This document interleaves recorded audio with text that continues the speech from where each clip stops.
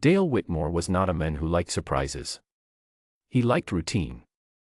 He liked the sound of cattle in the morning, the smell of coffee before sunrise, and a day where everything went the way he planned. He had lived on his 400-acre ranch in Billings, Montana for most of his adult life, and he had learned, through years of hard seasons and dry summers, that the land did not care about what you hoped for. It only responded to work. His wife, Carol, had understood that. She had worked beside him for 11 years before a sudden illness took her in the winter of 1991. After she was gone, Dale kept working. He did not know what else to do. But the ranch, which had been built for 2 people, began to show the strain of one. Fences rotted. The herd shrank. The bank sent letters that were polite in their language and firm in their meaning. In the spring of 1994, a catalog arrived in his mailbox that he almost threw away. It was from a company called Hearts Across Worlds, advertising what it called international bride matching, with a new section for Orc women from the integration territories of northern Canada. The Orc Integration Act had passed in the United States and Canada only 4 years earlier, allowing Orcs, who had long lived in remote clan territories, to enter mainstream society, seek work, and in time, settle in human communities. The world was still adjusting. So were the Orcs. So, in his own quiet way, was Dale. He sat at the kitchen table for a long time with that catalog. He was not looking for love. He was too tired for that word. He was looking for help. For partnership. For someone who would not be frightened by hard work and early mornings. He filled out the form carefully, and in the column marked preferred temperament, he circled 3 words: docile, quiet, compliant. He did not notice the small note at the bottom of the page, which read, "All temperament ratings are self-reported by the candidate and have not been independently verified." 6 weeks later, a letter arrived. It was written in handwriting so firm and precise that the pen had nearly cut through the paper. The letter was from a woman named Urga, age 31, of the Stoneback clan, from the Keewatin Valley territories of northern Canada. She listed her skills in the order she considered most important: fence construction, livestock management, land surveying, water system repair, and legal document review. Near the bottom, she had added, cooking, functional. I do not burn food. Dale read the letter 3 times. He had specifically asked for someone who enjoyed cooking. He sent a confirmation anyway. He was not entirely sure why. There was something about the handwriting, the certainty of it, that reminded him of his father, a man who had never wasted a single word in his life. Urga arrived on a Tuesday in a truck she had driven herself from Calgary. Dale had expected someone to drop her off. Urga had expected the ranch to have a working water pump. Neither of them got what they expected. She stepped out of the truck and stood in the dust of the driveway, taking in the property with calm, careful eyes. She was tall, 6 feet and 2 inches, with the deep gray-green complexion common to Orcs of the Northern Territories. Her dark hair was tied back practically. She carried one duffel bag over her shoulder and wore a hand-forged hatchet on her belt as naturally as other people wore a watch. She looked at the broken pump near the barn. She looked at Dale. She said, "This I can fix. Show me the shed." By the time the sun went down that evening, the water pump was running. Dale made coffee and set 2 cups on the table. Urga sat across from him and, without any warmth in her voice but also without any coldness, told him that the south fence line would fall within 6 weeks if the rotted posts were not replaced, that the herd showed early signs of liver fluke, and that the barn roof had perhaps 2 years of life remaining in it, no more. Dale asked her how she had reached all of these conclusions. She told him she had walked the property while he was getting the cups. She had arrived 47 minutes before he noticed she was doing it. The first months were not comfortable, but they were productive. Urga rose before the sun every morning and worked with a steadiness that Dale had rarely seen in another person. The south fence was repaired within a month. A contaminated water source, which 3 separate veterinarians had failed to identify, was found and fixed, and the herd's health improved noticeably within weeks. Over 6 consecutive weekends, Urga built a root cellar by hand, moving stones that weighed nearly 900 pounds using a rigging system she had designed herself on the back of a paper grocery bag. They did not talk much in those early months. Not because they disliked each other, but because there was too much work and they both understood that. When they did speak, the conversation was practical. What needed to be done? What had broken? What the weather was planning to do next? Slowly, beneath the practical conversation, other words began to appear. Opinions. Small arguments about the right way to manage a herd through winter. Stories from their separate pasts, offered carefully, the way you offer something fragile to someone you are still learning to trust. Urga was almost always right about the herd. This was frustrating to Dale at first, and then, after a while, simply true, the way many things on a ranch are simply true, without pride, without apology. The town of Billings watched the Whitmore Ranch with a mix of curiosity and skepticism.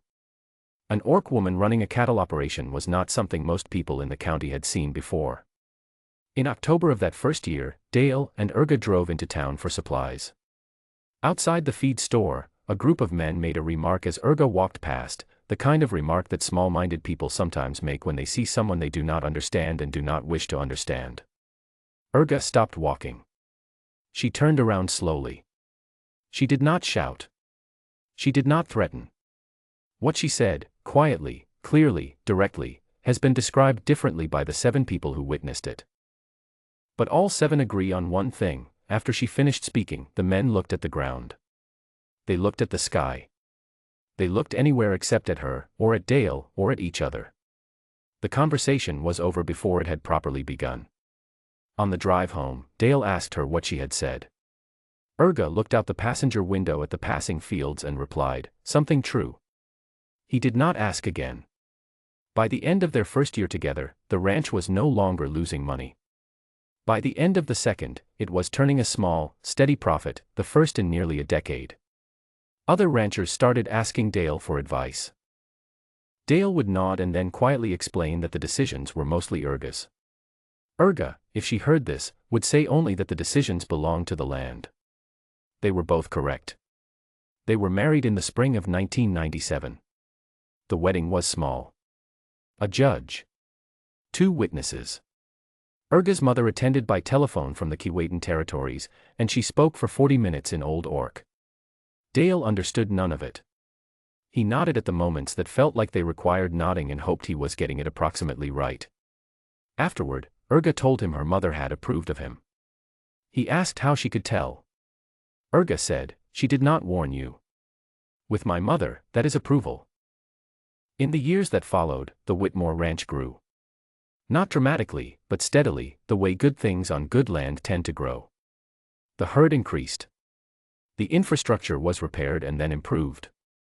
Urga introduced a rotational grazing method she had studied from a Canadian agricultural paper, and the pasture quality improved so significantly that researchers from the State Extension Office came to take notes. But it was in 1999 that Urga's reputation truly changed, not just in the county, but in the wider region. A land development company from Denver, called Crestfield Holdings, had begun purchasing large parcels of land in Yellowstone County. As they expanded, they quietly redirected irrigation channels in ways that cut water access to 6 smaller ranches in the area. The legal paperwork was complicated. The company had 8 lawyers. The ranchers had frustration and not much else. Urga spent 3 months reading water law. She sat at the kitchen table after midnight, surrounded by legal records and case documents, working through the language the way she worked through any engineering problem, carefully, systematically, without panic. She found what she was looking for in a 1931 irrigation compact, a single paragraph that Crestfield's legal team had failed to fully address. It was a small detail, buried in decades-old language. But it was real, and it held.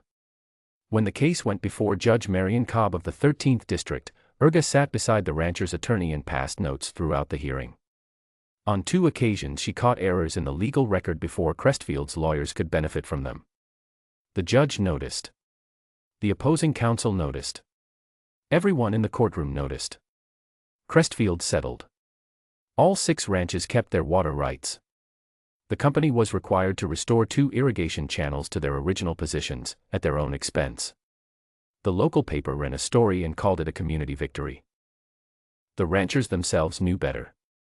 They knew whose kitchen table the victory had been built on, and whose handwriting had filled the margins of every document in the case file. In 2002, Urga was appointed to the Yellowstone County Livestock Advisory Commission, the first non-human member in its recorded history. The appointment was not smooth. 2 existing members publicly opposed it. 1 resigned. The other reconsidered after the first meeting, during which Urga identified a systematic pricing error in the county's cattle auction records that had been quietly costing local ranchers an estimated $60,000 per year. She served on the commission for 11 years. In that time she rewrote the county's livestock disease management protocols, negotiated a collective purchasing agreement that reduced feed costs across 23 ranches, and mentored 7 young ranchers personally, 3 of whom went on to receive state-level agricultural honors. None of this was required of a commission member. She did it because the work needed doing. By the middle of the decade, Urga Whitmore had 2 separate reputations in Yellowstone County. The first was professional. She was widely considered the most knowledgeable agricultural mind in the region. The second was harder to describe, but easier to feel.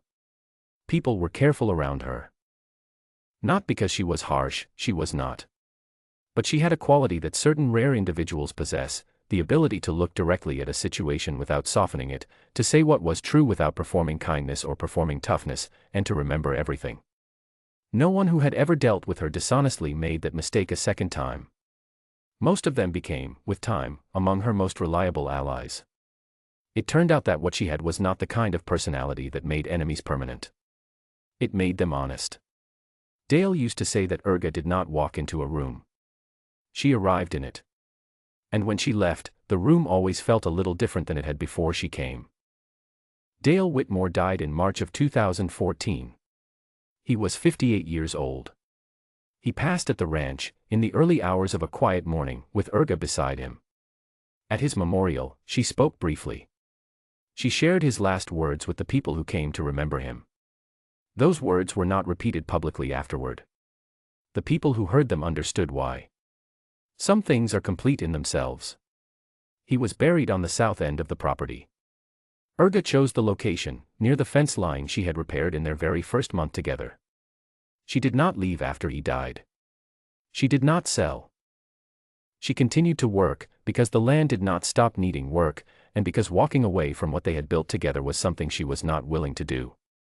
In 2016 she purchased 200 additional acres.